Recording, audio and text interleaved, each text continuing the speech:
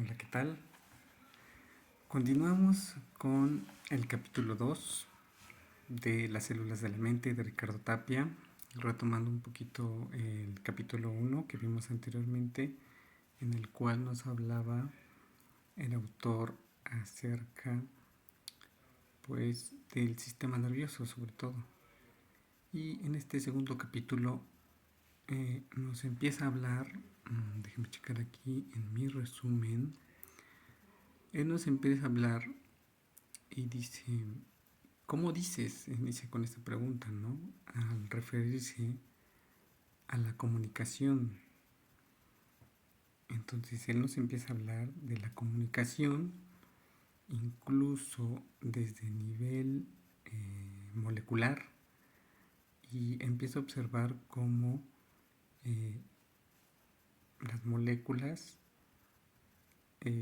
se comunican entre ellas, cómo es que se reconocen, cómo es que un protón y otro protón se atraen similarmente porque van compensando sus cargas negativas y positivas, como dos moléculas de hidrógeno y una de oxígeno van formando el agua, y así sucesivamente van constituyéndose entre ellas, ¿no? Y hasta llegar a la complejidad de lo que son las proteínas, de la formación de estas moléculas.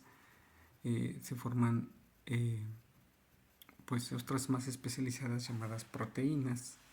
Dentro de estas proteínas pues se encuentra lo que son los ácidos nucleicos, que estas constituyen pues información importante que llevan a estas células especializadas llamadas neuronas, en las cuales estas neuronas pues son las más especializadas del sistema nervioso en recibir este tipo de información y de comunicación. Son células especializadas exclusivamente en la comunicación.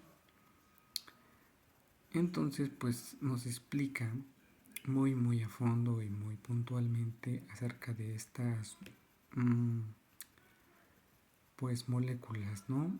Estas macromoléculas, como él lo dice. Estos ácidos nucleicos se combinan con ciertas hormonas, y estas hormonas a su vez combinadas con glándulas, y estas hormonas pues producen ciertas funciones muy específicas de nuestro sistema, que llevan a cabo funciones como la digestión, pero en este caso pues hace mucho énfasis en estas células que son pues las neuronas, que es en lo que nos estamos enfocando ahorita. Estas neuronas especializadas llevan a cabo pues estas funciones de sinapsis. eh, en esta complejidad dice que cada célula especializada, cada célula es como un pequeño laboratorio, y sí, pues debido a la complejidad de las estructuras de moléculas y de hormonas que maneja cada célula especializada, procesa miles de moléculas una sola célula. En este caso, pues la neurona.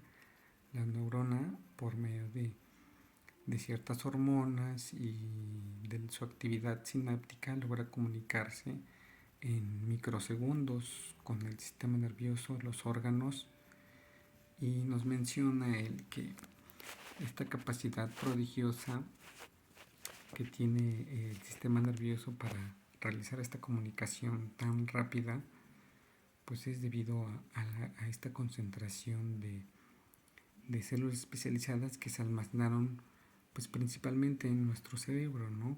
Vemos cómo fue evolucionando poco a poco el humano, y vemos como por ejemplo en el neandertal que el cerebro era un poco más pequeño, y conforme fuimos evolucionando nuestra capacidad craneana aumentó. Esta información se fue acumulando, las células se fueron especializando, hubo más capacidad para almacenar más información. Entonces de repente surge la habilidad pues de comunicarnos, ¿no? Porque anteriormente que no teníamos esta percepción de comunicarnos instantáneamente a través de la voz, a través del lenguaje escrito, que este es el avance más relevante eh, que menciona el autor, el lenguaje escrito mediante el cual pues podemos dejar información escrita, poemas, libros, que ninguna otra especie tiene hasta ahora, ¿no? Y pues a grandes rasgos esto es lo que trata más o menos el capítulo 2 de estas células, de esta énfasis que hace el autor en esta comunicación, y pues que pues somos afortunados de tener esta comunicación tan especializada y definida. Pues nos vemos en el siguiente capítulo.